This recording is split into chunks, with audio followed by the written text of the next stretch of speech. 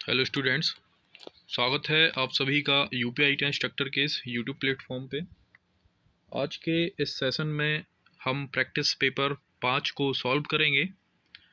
अभी तक देखिए मैंने आपको 4 प्रैक्टिस सेट्स प्रोवाइड कराए हैं विथ डिस्क्रिप्शन, जिनमें लगभग 1 घंटे के अंदर अंदर ही मैंने आपको 100 क्वेश्चंस कराए हैं और की फैक्ट्स को बताते हुए लगभग उन 100 क्वेश्चंस में के अंदर ही हमने 500 क्वेश्चंस को कवर अप किया है हर सेट में। तो ऐसे करके हमने लगभग 4 सेट्स के अंदर 2000 क्वेश्चंस सॉल्व किए होंगे। आज के इस सेशन में हम प्रैक्टिस सेट 5 को सॉल्व करेंगे और जैसा कि हम अब तक सॉल्व करते आए हैं, हमने सॉल्व भी किए हैं और हमने उनका डिस्क्रिप्शन भी देखा हुआ है। तो आज के इस प्रैक्टिस सेट 5 में भी हम डिस्क्रिप्टिव सेट्स को कंप्लीट करेंगे, जो कि आपके आने वाले एग्ज़ाम यूपीआईटी इंस्ट्रक्टर के लिए काफ़ी महत्वपूर्ण होंगे।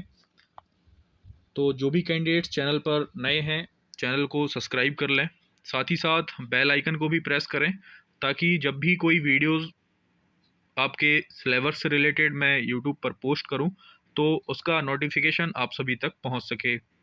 अगर आपको वीडियोस मेरे द्वारा दी गई पसंद आ रही हैं तो उन वीडियोस को लाइक भी करें और उन वीडियोस को सभी तक शेयर भी करें जो भी यूपीआईटी इंस्ट्रक्टर की प्रिपरेशन कर रहे हैं। देखिए, जो भी कैंडिडेट्स नए हैं मैं उन्हें बताना चाहूँगा कि मैंने यूपीआईटी इंस्ट्रक्टर 2022 से संबंधित काफ़ी सारा जो सिलेबस है वो कवर अप कराया हुआ है। जिन कैंडिडेट्स ने वो वीडियोस नहीं देखी हुई हैं, आप प्लेलिस्ट में जाकर उन वीडियोस को देख सकते हैं। मैंने आपको कंप्यूटर से रिलेटेड काफ़ी सारे टॉपिक्स कवर कराए हुए हैं। एनवायरनमेंट भी मैंने आपको पढ़ाया हुआ है, मैंने आपको हिंदी भी पढ़ाई हुई है और मोस्ट इम्पॉर्टेंट आप सभी के एग्ज़ाम से रिलेटेड एम्प्लॉयबिलिटी स्किल में जो लेबर वेलफेयर लेजिस्लेशन है मैंने वो भी कवर अप कराया हुआ है और काफ़ी डीप में कवर अप कराया है। उसमें मैंने आपको धाराएं भी पढ़ाई हुई हैं। तो जो भी कैंडिडेट्स नए हैं आप उन वीडियोस में को जाकर प्लेलिस्ट में देख सकते हैं। तो आज के सेशन को हम शुरू करते हैं। हमारा पहला क्वेश्चन है, the plural form of apparatus is. देखिए, आपको अपार्टस की फुल फॉर्म बतानी है। अपार्टस का अर्थ होता है उपकरण या उपस्कर। तो अपार्टस की फुल फॉर्म है अपार्टिसेस। इसका जो डी ऑप्शन है उसका राइट आंसर है। स्पेलिंग की अगर हम बात करें तो देखिए, अपार्टस के बाद में आपको SES को इंक्लूड करना है, तो ये आपका सिंगुलर से प्लूरल में कन्वर्ट हो जाएगा। तो इसका जो ऑप्शन है वो है option number D is the right answer. Next question है, the singular form of species क्या है। देखिए, आपको स्पीसीज की सिंगुलर फॉर्म बतानी है। स्पीसीज का अर्थ होता है जाति या नस्ल या प्रजाति। तो देखिए, स्पीसीज का जो अर्थ वो सिंगुलर फॉर्म है वो है स्पीसीज, यानी कि जो आपको क्वेश्चन में दिया हुआ है species, same to same exact वही आपका सिंगुलर फॉर्म होगा। नेक्स्ट क्वेश्चन है, यानी इसका जो राइट आंसर है वो है option number B. Question number third है, change the following sentence into simple present. देखिए, आपको एक जो सेंटेंस दिया गया है उसको आपको सिंपल प्रेजेंट में आपको चेंज करना है। आपको सेंटेंस दिया गया है he has done the work. तो देखिए, ये आपको प्रेजेंट परफेक्ट में आपको ये दिया गया है, आपको इसे सिंपल प्रेजेंट में लाना है। तो सिंपल प्रेजेंट में ये बनेगा ही डज द वर्क। इसीलिए इसका जो राइट आंसर है option number D, he does the work. आप सभी को पता ही होगा कि सिंपल प्रेजेंट में हम एस या ई एस का यूज़ करते हैं, तो ही डज द वर्क इसका राइट आंसर है। नेक्स्ट क्वेश्चन है question number 4, choose the correctly punctuated sentence from the following option. आपको इन सारे ऑप्शंस में से एक करेक्टली पंचुएटेड ऑप्शन बताना है। It was a tribal accident, आपको बताना है कि ये पंचुएटेड है या नहीं। तो देखिए, ये प्रॉपरली पंचुएटेड नहीं है। नेक्स्ट है option number B, it was a tribal accident, ये एकदम एक्यूरेटली पंचुएटेड है। इसका जो फर्स्ट लेटर है इट, जब भी टेंस शुरू होता है तो उसमें कैपिटल लेटर यूज़ करते हैं। और देखिए, एक्सीडेंट एक वर्ड है क्योंकि आप किसी पर्टिकुलर फॉर्म के लिए एक्सीडेंट का शब्द यूज़ कर रहे हैं, इसीलिए एक्सीडेंट का ए कैपिटल रखा जाएगा।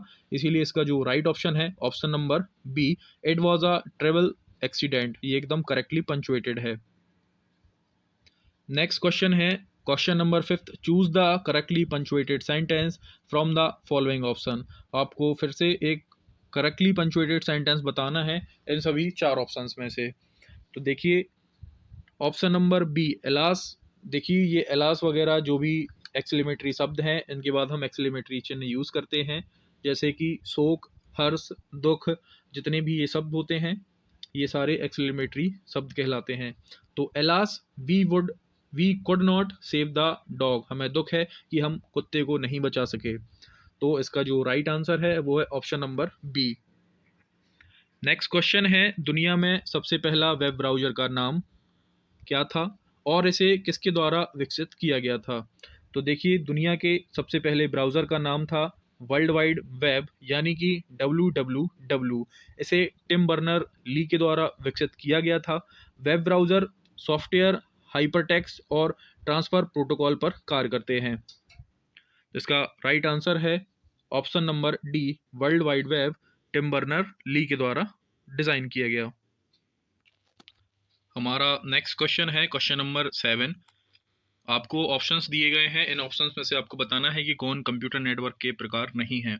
तो देखिए कंप्यूटर नेटवर्क के अगर मैं प्रकार की बात करूं तो लैन, मैन और वैन आपने पढ़ रखे होंगे, ये कंप्यूटर के प्रकार के अंतर्गत कंसीडर किए जाते हैं। लैन की फुल फॉर्म की बात करें तो लोकल एरिया नेटवर्क, मैन की मेट्रोपॉलिटन एरिया नेटवर्क और वैन यानी कि वाइड एरिया नेटवर्क, ये कंप्यूटर के नेटवर्क होते हैं। नेक्स्ट क्वेश्चन है क्वेश्चन नंबर 8, निम्न में से कौन सा सिस्टम यूनिट का भाग है।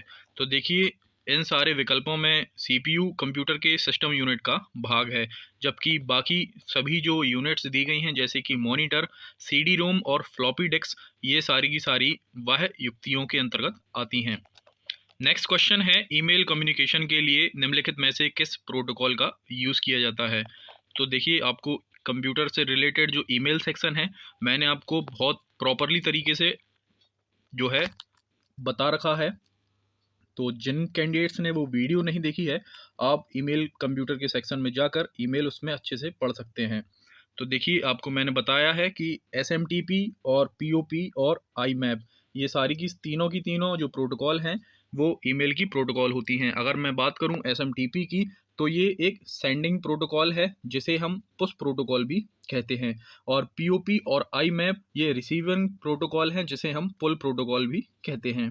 अगर इन तीनों में हम प्रेफरेंस की बात करें तो हम जो प्रेफरेंस है वो POP3 को प्रोवाइड कराते हैं, इसीलिए इसका राइट आंसर है option number B. Next question है क्वेश्चन नंबर 10, QR कोड में डेटा होता है। तो देखिए QR कोड में इसमें पूछा गया है कि डेटा किस फॉर्म में होता है। तो QR कोड में डेटा को हम न्यूमेरिकली, अल्फ़ाबेटिकली या बाइनरी या बिट्स के फॉर्म में या कांजी यानी एक जापानी लिपि होती है, इनमें एन्कोडिंग मोड के किसी भी फॉर्म में हम रख सकते हैं। तो उपयुक्त सभी इसका राइट आंसर है option number D. Next question है क्वेश्चन नंबर 11, QR कोड कितने प्रकार के होते हैं। तो देखिए QR कोड मूल रूप से जो है 2 प्रकार के होते हैं, एक स्टैटिक QR कोड और दूसरा है डायनेमिक QR कोड। स्टैटिक यानी कि स्टैटिक QR कोड को एक बार बनाने के बाद इसमें कोई भी हम चेंजेस नहीं कर सकते हैं, लेकिन डायनेमिक QR कोड को हम अपने अनुसार कभी भी परिवर्तित कर सकते हैं। तो इसका राइट आंसर है ऑप्शन नंबर 2। नेक्स्ट क्वेश्चन है क्वेश्चन नंबर 12, कंप्यूटर का मॉनिटर होता है। तो आपको बताना है कि कंप्यूटर का मॉनिटर क्या है, कौन सी डिवाइस है। तो देखिए कंप्यूटर का मॉनिटर एक आउटपुट डिवाइस होता है, मैंने आपको ये भी पढ़ाया हुआ है इनपुट आउटपुट युक्तियों में। तो देखिए कंप्यूटर का जो मॉनिटर है वो एक आउटपुट डिवाइस होता है। इनपुट युक्तियों द्वारा प्राप्त डेटा या निर्देश यानी कि कमांड को परिणाम के रूप में प्रदर्शित यानी कि रिप्रेजेंट करने के लिए जिन युक्तियों का हम यूज़ किया जाता है उन्हें आउटपुट या निर्गम युक्तियां यानी डिवाइसेस कहते हैं। इसका राइट आंसर है option number D. Next question है, निम्न में से सबसे तेज कौन है। तो आपको बताना है कि ये जो 4 आपको दिए गए हैं इनमें से सबसे फास्ट कौन है। तो देखिए मैंने आपको बता रखा है कि रजिस्टर सबसे फास्ट मेमोरी के अंतर्गत कंसीडर किए जाते हैं। अगर आपको ऑप्शन में रजिस्टर दे रखा है तो आप रजिस्टर को प्रेफर करें, अगर रजिस्टर नहीं दे रखा है तो आपको कैशे मेमोरी पर क्लिक करना है। तो इसका राइट आंसर है, क्योंकि ऑप्शन में रजिस्टर दे रखा है, तो ऑप्शन नंबर सी रजिस्टर इसका राइट आंसर होगा। नेक्स्ट क्वेश्चन है क्वेश्चन नंबर 14। निम्न में से कौन सा एक संसाधन प्रबंधन के रूप में कार्य करता है और उपयोगकर्ता और हार्डवेयर के बीच इंटरफेस प्रदान करता है?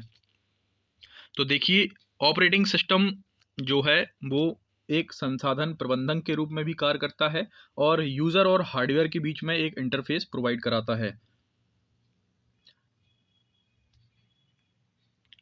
ऑपरेटिंग सिस्टम सॉफ्टवेयर्स का समूह होता है जो कि डेटा और इंस्ट्रक्शन के ट्रांसमिशन को कंट्रोल करता है। नेक्स्ट क्वेश्चन है क्वेश्चन नंबर 15। प्रचालन तंत्र यानी कि ऑपरेटिंग सिस्टम द्वारा निम्नलिखित में से कौन से संसाधनों को स्टोर या संरक्षित या सेव किया जाना चाहिए? तो देखिए, ऑपरेटिंग सिस्टम के द्वारा इनपुट आउटपुट, मेमोरी और सीपीयू आदि से संबंधित रिसोर्सेज को जो है संरक्षित किया जाता है। तो इसका राइट आंसर है ऑप्शन नंबर डी, उपरोक्त सभी।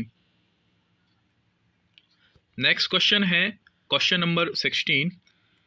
किसका प्रयोग डॉक्यूमेंट्स तथा प्रोग्राम्स को स्टोर करने के लिए किया जाता है?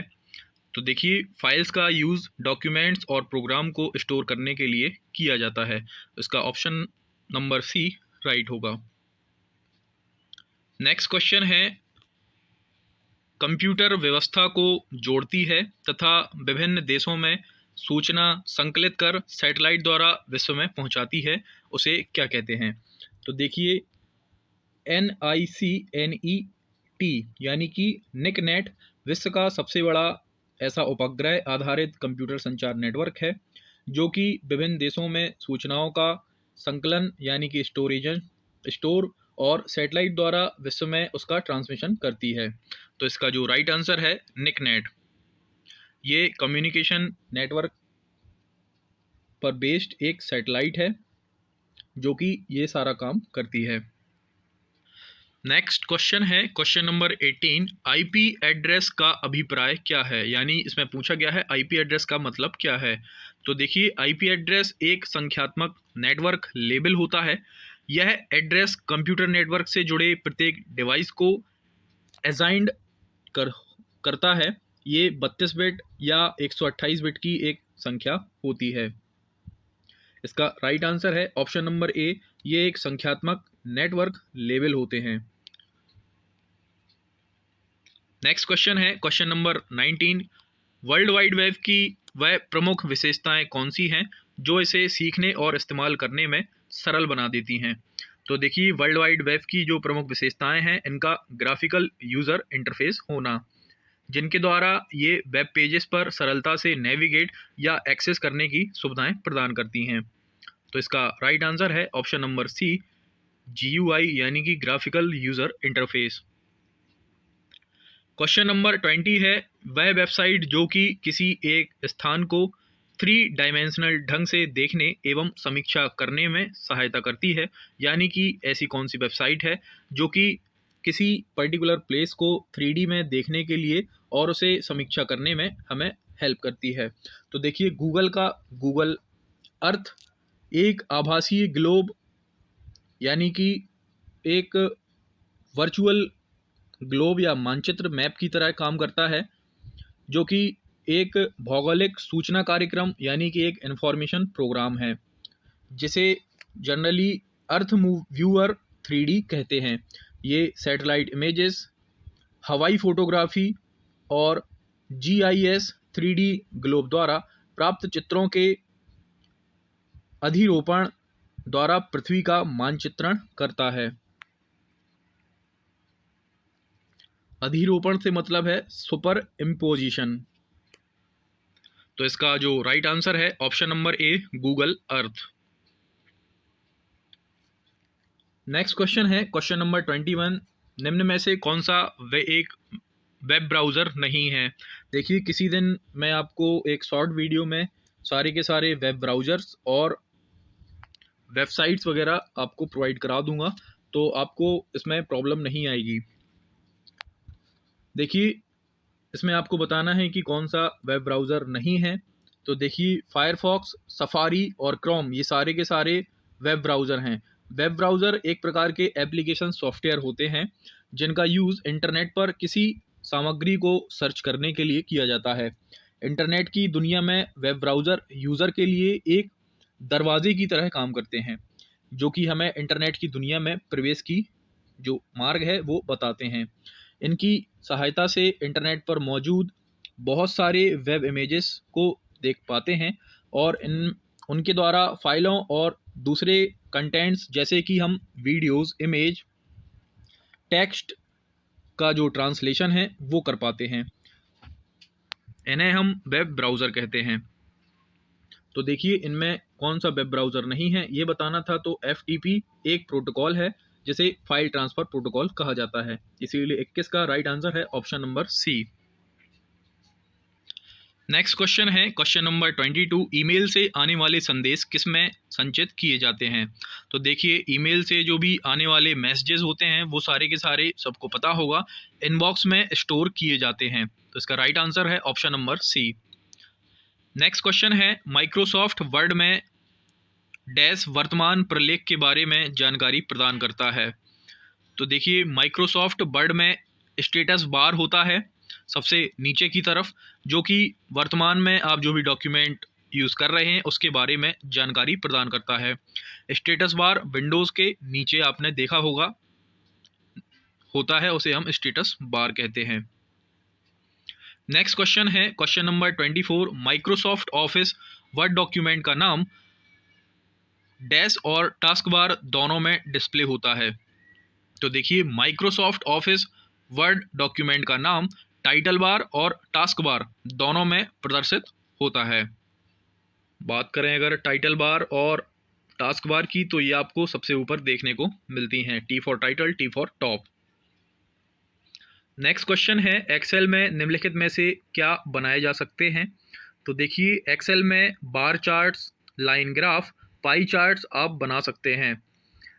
एक्सेल डेटा को ग्राफ में रिप्रेजेंट करने के लिए चार्ट ऑप्शन का यूज़ किया जाता है। डेटा को चार्ट द्वारा समझने में आसानी होती है। एक्सेल में विजार्ड का यूज़ करके चार्ट को बनाया जाता है। तो इसका राइट आंसर है option number C. Next question है सिर की सुरक्षा किसके माध्यम से की जाती है? तो आप सभी को पता होगा हेलमेट से जो है सिर की सुरक्षा की जाती है। नेक्स्ट क्वेश्चन है जले पर क्या नहीं रखना चाहिए? तो देखिए, जले पर जो है पानी, भीगा हुआ कपड़ा तथा सूखी जीवाणु रहित ड्रेसिंग, जिसे हम ड्राई स्टेराइल ड्रेसिंग कहते हैं, वो रखा जाता है, परंतु जले पर कभी भी तेल नहीं रखा जाता। तो इसका राइट आंसर है ऑप्शन नंबर ए। और हाँ, जले पर नमक भी नहीं छिड़का जाता, तो ये भी आपको याद रखना है। नेक्स्ट क्वेश्चन है क्वेश्चन नंबर 28। वर्ग डी में किससे लगी आग आती है? तो मैंने भी आपको ये याद रख कराया हुआ है, बहुत अच्छे तरीके से कराया हुआ है।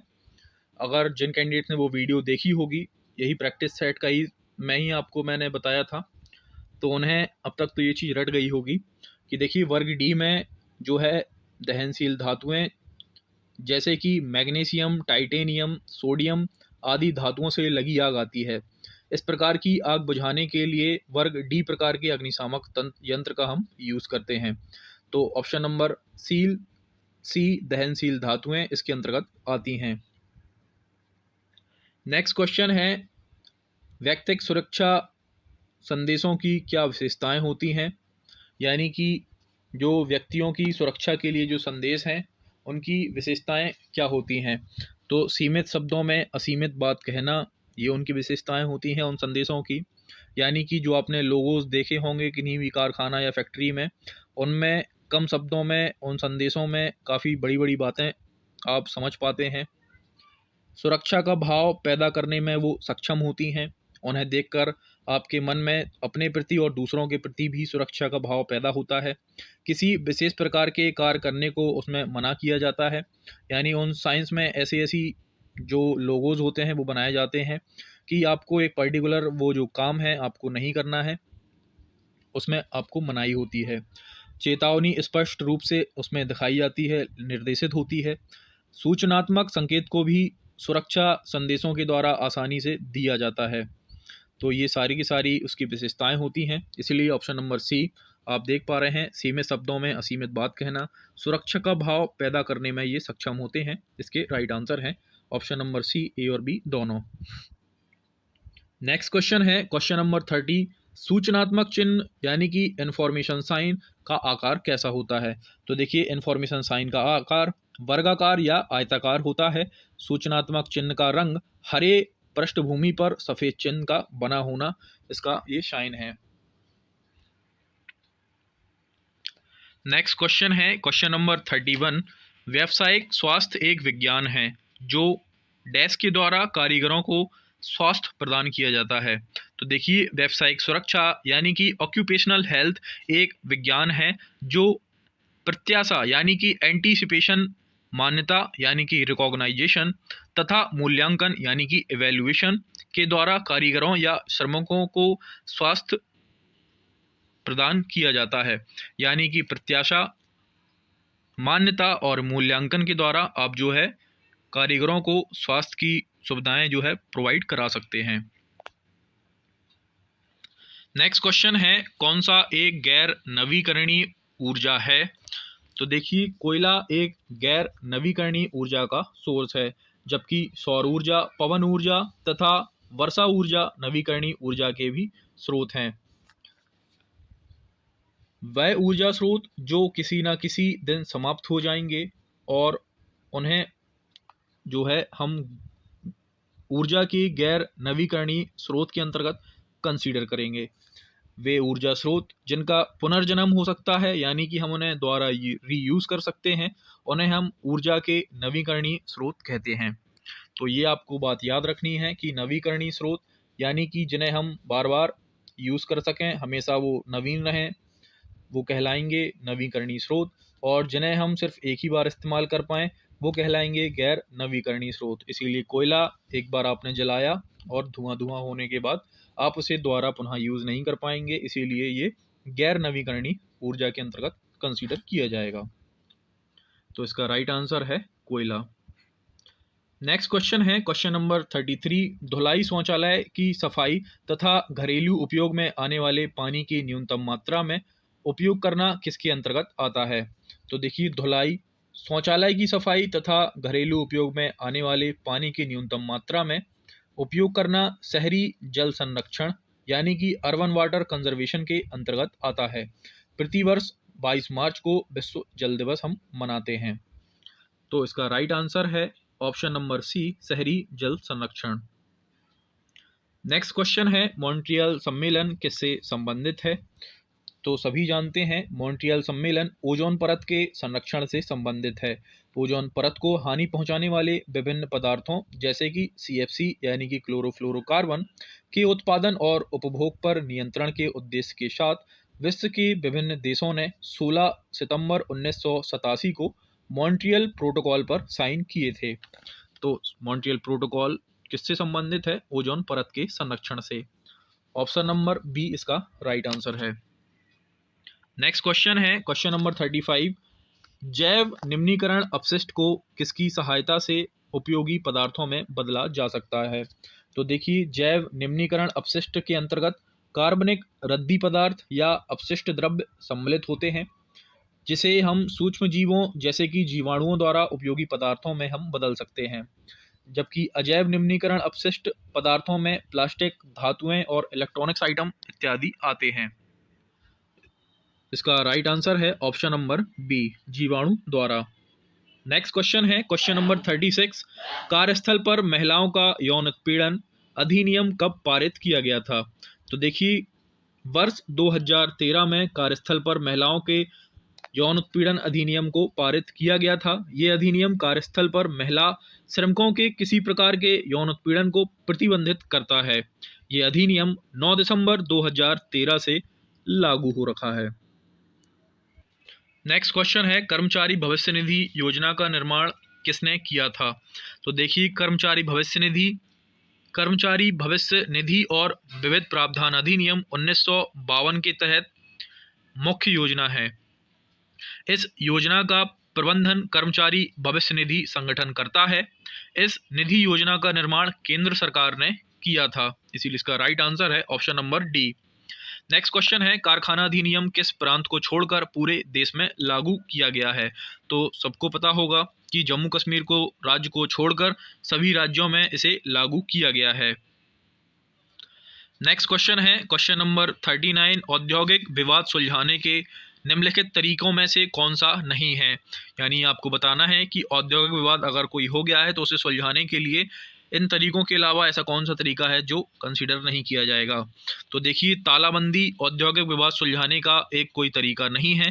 तालाबंदी यानी कि किसी पर्टिकुलर उद्योग में चल रहे काम को आप रोक दें, उसे हम तालाबंदी कहते हैं।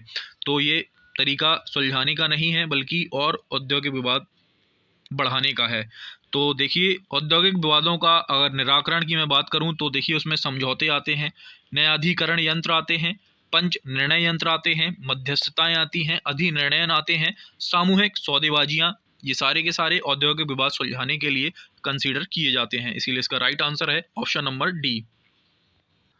नेक्स्ट क्वेश्चन है, अनुशासन संहिता को भारतीय श्रम सम्मेलन में कब शामिल किया गया था?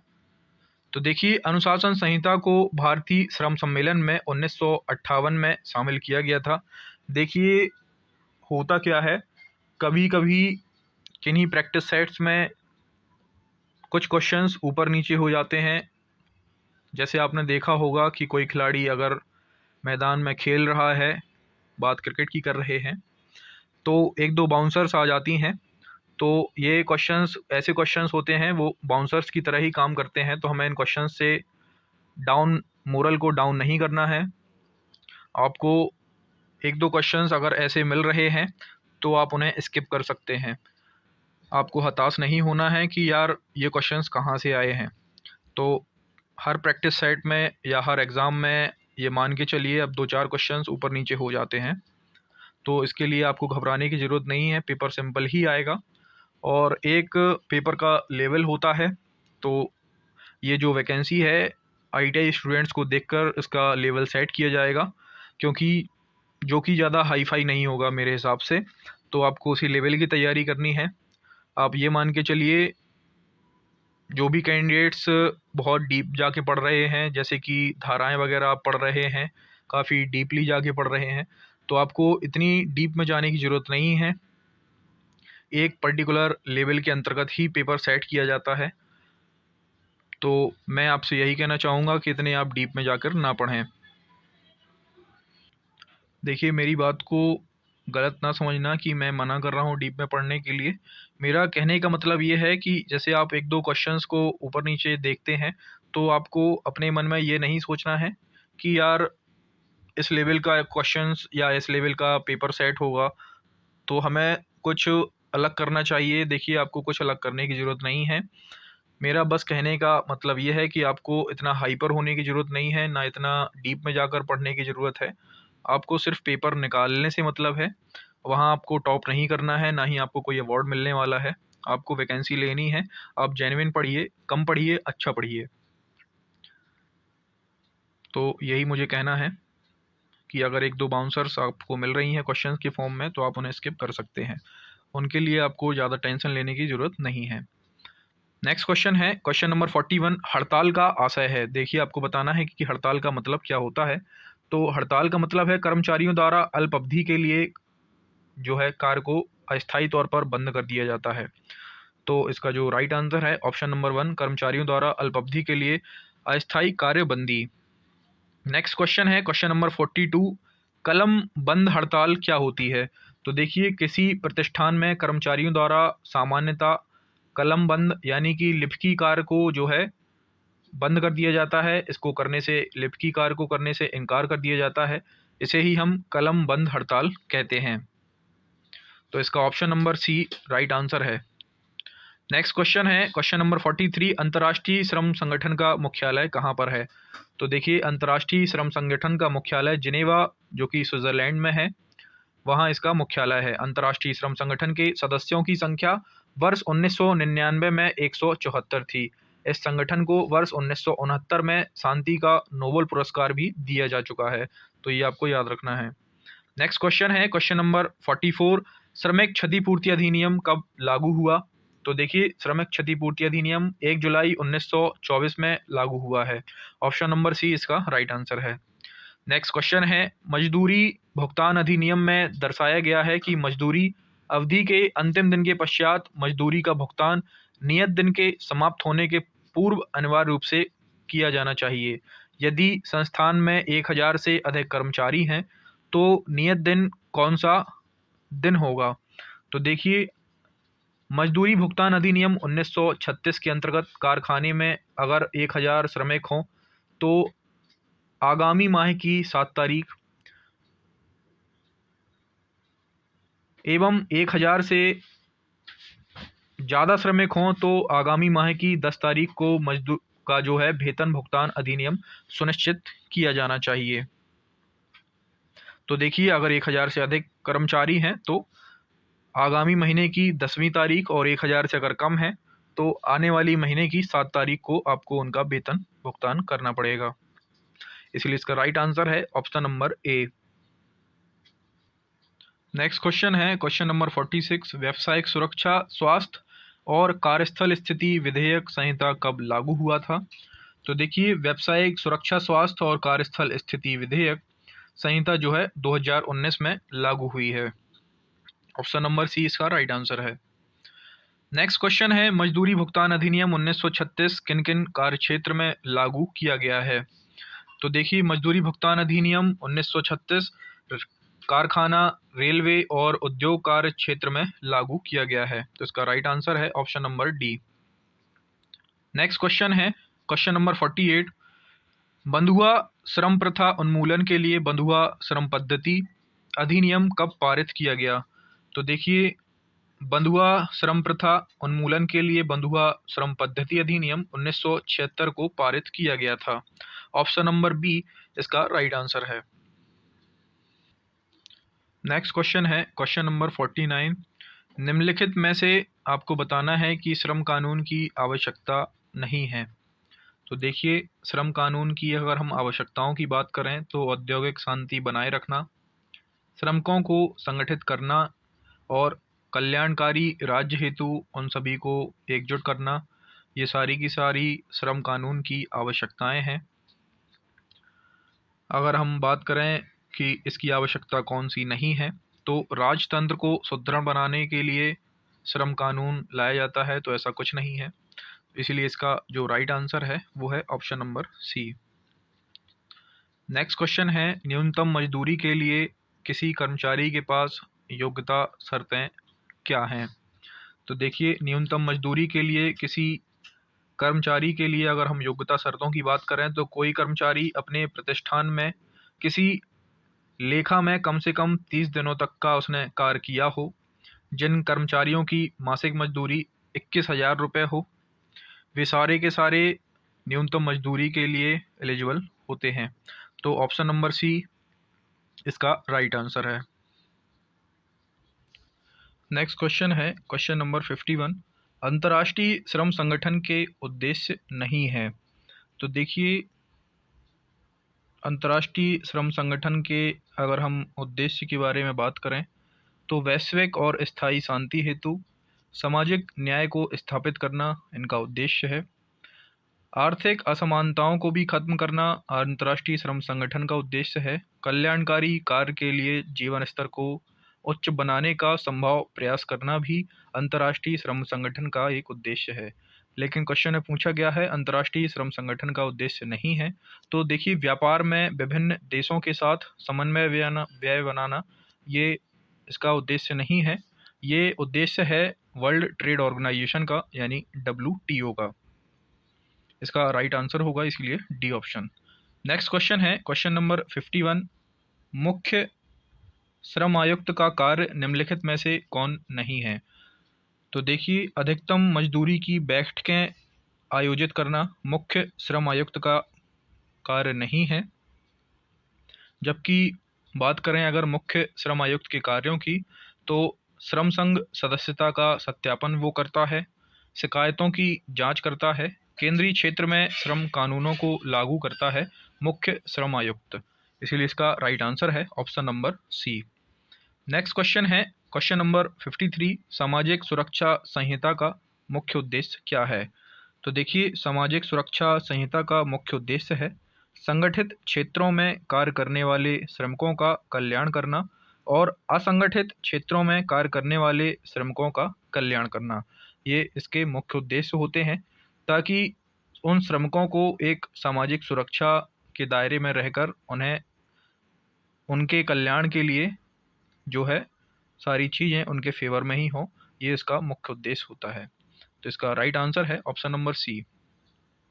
नेक्स्ट क्वेश्चन है यूएएन का पूर्ण रूप क्या है? आपको यहाँ यूएएन की फुल फॉर्म बतानी है।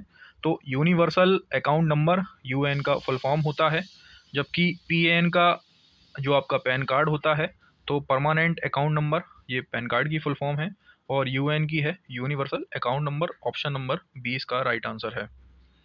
नेक्स्ट क्वेश्चन है बेरोजगारी भत्ता का प्रावधान किस अधिनियम के अंतर्गत दिया गया है? तो देखिए, बेरोजगारी भत्ता का जो प्रावधान है वो कर्मचारी राज्य बीमा अधिनियम 1948 के अंतर्गत दिया गया है, जिसमें आपको बेरोजगारी भत्ता प्रोवाइड कराया जाता है। नेक्स्ट क्वेश्चन है क्वेश्चन नंबर 56, अपशिष्ट यानी कि वेस्ट शब्द के लिए प्रयुक्त नाम क्या है? तो देखिए, इन सारे शब्दों में आपको बताना है कि अपशिष्ट यानी कि वेस्ट शब्द के लिए कौन सा जो नाम है वो यूज़ किया जाता है। तो अपशिष्ट शब्द के लिए जो नाम यूज़ किया जाता है वो है मुड़ा। ये एक विकृति स्ट्रेन शब्द के लिए अगर हम बात करें तो प्रयुक्त इसके लिए जो नाम है वो मूरी यूज़ होता है, और जबकि विसंगति यानी कि डिस्क्रिपेंसी शब्द के लिए अगर हम बात करें तो मुरा शब्द का यूज़ किया जाता है। तो अपशिष्ट के लिए शब्द यूज़ होगा मुड़ा, स्ट्रेन के लिए शब्द यूज़ होता है मुरी, और डिस्पेंसरी यानी विसंगति के लिए शब्द यूज़ होता है मुरा। तो ये आपको याद रखने हैं। इसका राइट आंसर है ऑप्शन नंबर ए, मुड़ा। नेक्स्ट क्वेश्चन है शहरी का क्या अर्थ है? आपको बताना है कि शहरी इसमें जो है दिया गया है उसका अर्थ क्या है। तो देखिए, शहरी का अर्थ होता है शॉर्टिंग आउट। तो ऑप्शन नंबर ए इसका राइट आंसर है। नेक्स्ट क्वेश्चन है क्वेश्चन नंबर 58, कैज़न का तात्पर्य क्या है? तो देखिए, कैज़न का तात्पर्य है सतत सुधार यानी कि कंटिन्यूअस इम्प्रूवमेंट। कैज़न जापानी जीवन शैली है। काइज़न सुधार के लिए 5S के जो हम यूज़ करते हैं। काइज़न शब्द में काई का अर्थ है सतत और ज़ेन का अर्थ होता है इम्प्रूवमेंट यानी कि सुधार। इसलिए इसका राइट आंसर है ऑप्शन नंबर सी, सतत सुधार। नेक्स्ट क्वेश्चन है क्वेश्चन नंबर 59, निम्नलिखित में से कौन सा एक TQM के यानी कि टोटल क्वालिटी मैनेजमेंट के अवयवों में शामिल नहीं है? तो देखिए, अगर मैं बात करूं टोटल क्वालिटी मैनेजमेंट के अवयवों की, तो इसके अंतर्गत ग्राहक की संतुष्टि, पहली बार में जो आप चीज़ दे रहे हैं वो राइट चीज़ प्रोवाइड करें, कारपोरेट की संस्कृति यानी कि कारपोरेट का कल्चर, एजुकेशन यानी कि शिक्षा, कंटिन्यूअस इम्प्रूवमेंट यानी कि लगातार सुधार, गुणवत्ता के लिए डिज़ाइन उत्पाद यानी कि डिज़ाइन प्रोडक्ट्स फॉर क्वालिटी, संचार यानी कम्युनिकेशन, नेतृत्व यानी कि लीडरशिप, और मेजरमेंट यानी कि मापन। ये सारे के सारे टोटल क्वालिटी मैनेजमेंट के अवयवों के अंतर्गत आते हैं, जबकि ऑप्शन नंबर ए नज़रबंदी टोटल क्वालिटी मैनेजमेंट के अंतर्गत कंसीडर नहीं किया जाता। इसलिए इसका राइट आंसर है option number A. Next question है क्वेश्चन नंबर 60, गुणवत्ता प्रबंधन प्रणाली यानी कि क्वालिटी मैनेजमेंट सिस्टम समस्या हल करने के लिए कुछ औजार यूज़ करता है। इनमें से कौन से वो औजार नहीं हैं? तो देखिए, क्वालिटी मैनेजमेंट सिस्टम समस्या हल करने के लिए 5D और 5S की जो विधियां हैं, साथ ही साथ फिशबोन आरेख और काइज़न के सिद्धांत, ये सारे के सारे यूज़ करता है। परंतु 4D और 4S ऐसी कोई भी विधि नहीं है, ना ही कोई ऐसे औजार हैं जो क्वालिटी मैनेजमेंट सिस्टम के अंतर्गत आते हैं।